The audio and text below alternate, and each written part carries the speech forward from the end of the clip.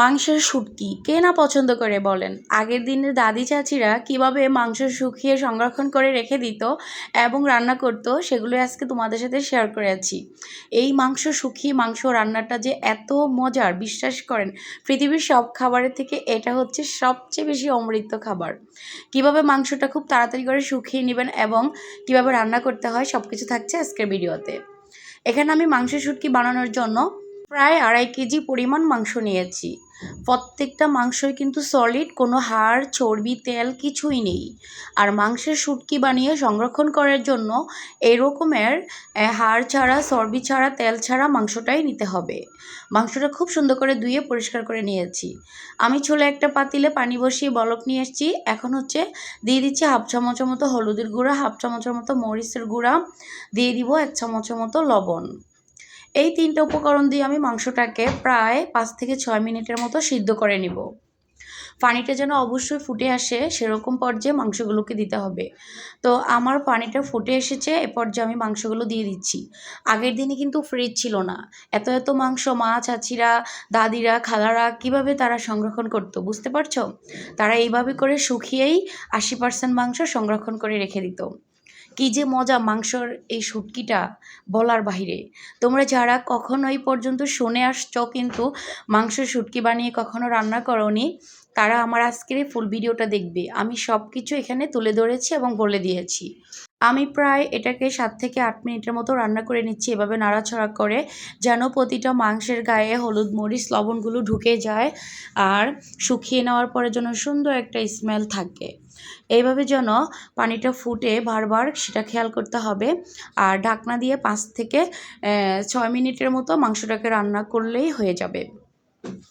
তোমাদের মাংসটা যখন 5 থেকে 6 মিনিটের মতো রান্না করে নিবে তখন দেখবে মাংসের উপরের আবরণটা একেবারেই চেঞ্জ হয়ে যাবে। আর খেয়াল করবে যেদিন মাংসের শুটকিটা দিবে অবশ্যই যেন আকাশটা দেখে মাংসের শুটকিটা দাও, কারণ মাংস এমন একটা জিনিস ভিতরে একটু কাঁচা ভাব থাকলে কিন্তু উপর দিয়েই নষ্ট হয়ে যাবে। আর নষ্ট হয়ে গেলে এই মাংসের শুটকি খেতে একদম ভালো লাগবে না।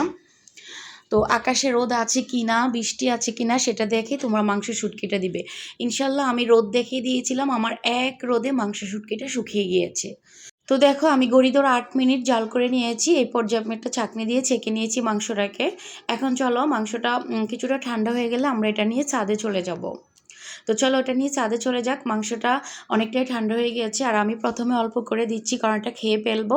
এখনও যেহেতু ফ্রিজ ভর্তি মাংস আছে তাই আমি আরেকটু শেষ হয়ে গেলে কিছুটা মাংস আমি এভাবে শুটকি দিয়ে সংরক্ষণ করে রেখে দিব, সেটাও তোমাদের সাথে আমি শেয়ার করব। এটা এখন 2-3 বেলা খেয়ে ফেলবো। ভিডিও করেছি তোমাদেরকে দেখানোর জন্য। নেক্সট টাইম আমি যখন করব তখন অনেকটা বেশি করেই করব সংরক্ষণ করার জন্য। দেখো আমি একটা মাদুর বিছিয়ে দিয়েছি আর একটা একটা করে সারিবদ্ধ করে মাংসটাকে শুকাতে দিচ্ছি।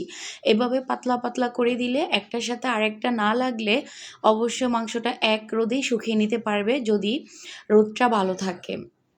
বিশ্বাস করো তোমরা যারা ভিডিওটা দেখছো মাংসের শুটকি খেতে পছন্দ করো, তোমরা বেশ 5 থেকে 6 কেজি মাংসের শুটকি দিতে পারো।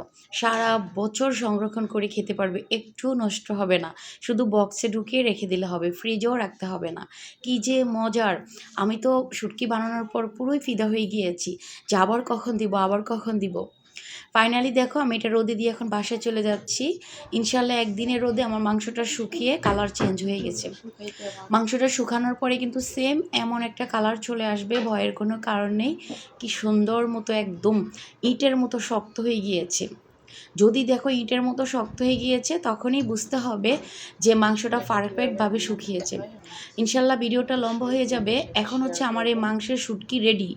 কিভাবে রান্না করতে হবে এটা আমি কালকের নেক্সট ভিডিওতে ইনশাল্লাহ আপলোড করে দেব। ভিডিওটা লম্বা হয়ে যাবে তাই রান্নার ভিডিওটা আজকে শেয়ার করিনি। ইনশাল্লাহ কালকের ভিডিওতে আমি শেয়ার করে দিব মাংসের এই শুটকিটা কিভাবে রান্না করতে হয়। সে পর্যন্ত সবাই ভালো থাকবে, সুস্থ থাকবে।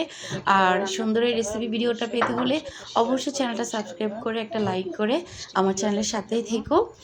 আর এইভাবে তোমরা মাংসের শুটকি কে কে দিয়েছো আমাকে কমেন্টস করে জানাবে। দেখো আমার ছাদে কি পরিমাণ রোদ ছিল, যার কারণে আজকে আমি এক রোদেই আমি মাংসের শুটকিটা দিতে পেরেছি আলহামদুলিল্লাহ। তো তোমরা এরকম রোদ দেখেই কিন্তু মাংসের শুটকিটা দিবে, তা না হলে এক রোদে শুকাতে পারবে না আর তোমাদের মাংসটা হচ্ছে নষ্ট হয়ে যাবে। আকাশের আবরণটা দেখেই কিন্তু মাংসের শুটকিটা দিবে। আল্লাহ হাফেজ, সবাই ভালো থেকো।